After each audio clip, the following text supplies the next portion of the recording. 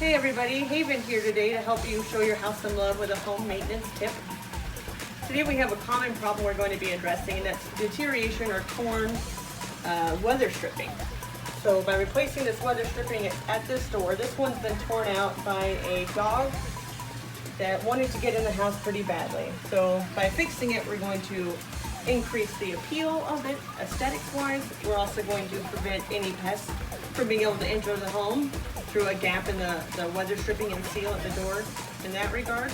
And then we're also going to help our house be more energy efficient by sealing the door against any drafts or loss of cooling or heating. So if you look at the weather stripping we have in place here, we're going to replace it with the same kind so that it matches the rest of the seal in the doorway. With this weather stripping, we picked this up at Home Depot. It's the same one. This is $9 for this. So it's going to be a pretty inexpensive fix to our house that we can do in about 5 minutes. So let's get started.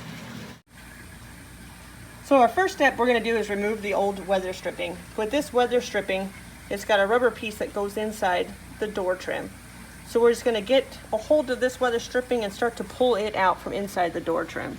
So you just got to grab a piece of it, start to pull, and see it's just going to come right out.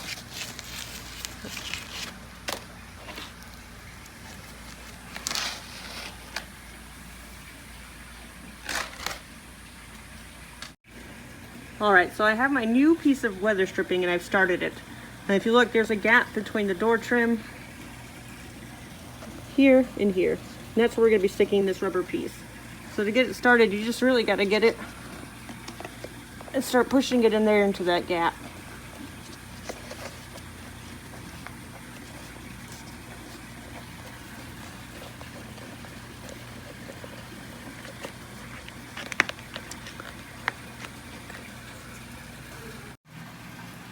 Many times you're going to have to cut this trim piece to fit your doorway. It could be a larger doorway, so you're going to have to mirror up or match up two pieces.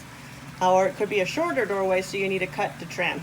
This one, we're going to go ahead and add an additional 12 inches to what we have to complete the trim. Pretty easy, just a normal pair of household scissors.